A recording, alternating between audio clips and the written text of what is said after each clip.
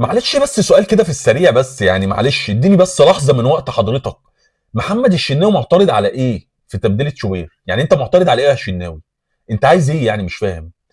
الراجل نزل وعمل اداء في ضربات الجزاء ما شاء الله عليه. الولا حرام يتظلم ان هو يقعد دكه تاني في الاهلي ويقعد ليك اصلا. حرام. خلينا كده منصفين يا جماعه ان شوبير اقسم بالله من بطوله الوداد ما يقعد.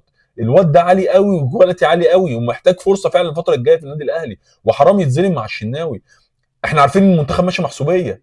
انت معترض على ايه يا شناوي؟ انت ولا قدمت حاجه للمنتخب ولا عملت حاجه للمنتخب ولا عملت يعني معلش يعني لولا الفرقه بتاعه الاهلي انت بقى اسمك محمد الشناوي. احنا كنا اخدينك عامل ازاي يا شناوي؟ كنت على الابيض. الله حكايتك. الاهلي اللي عملك وهيعمل غيرك. فبلاش الامور اللي بتتعمل دي جوه المنتخب وهي باينه برضه حبان في النادي الاهلي. واحنا عارفين انت معترض على ايه. يعني مش فاهم سبب الاعتراض وبتفرج انا. ما تطلع يا عم. ما تطلع. ما الراجل نزل وادى وعمل شغل كويس جدا. وحرام كفايه ظلم لمصطفى شوبير. مصطفى شوبير فعلا محتاج فرصه. محتاج فرصه الفتره الجايه. لو النادي الاهلي في الدوري الفتره الجايه ما لعبش شوبير ده ظلم باين. والواد بصراحه يطلع بره النادي الاهلي. اقسم بالله اقسم بالله الولا عنده تركيز في الملعب وتركيز على الكور. اقسم بالله ما الشناوي ما قادر يوصل له. انا بقولها والله العظيم. الطول بتاع محمد الشناوي لو مصطفى شوبير اقسم بالله مصطفى شوبير ده في مصر كلها ما حد هيقعده. ما حد هيقعده ولا في منتخب ولا في نادي. انا مش هعلق على ده المنتخب. مش هعلق على اي حاجه غير على تبديله محمد الشناوي ومصطفى شوبير. شفت حاجه تقول لي بقى اصل حب بقى والنادي الاهلي وحب اللعيبه لبعض؟ ما شفناش ده النهارده. كل واحد عايز يعمل لنفسه.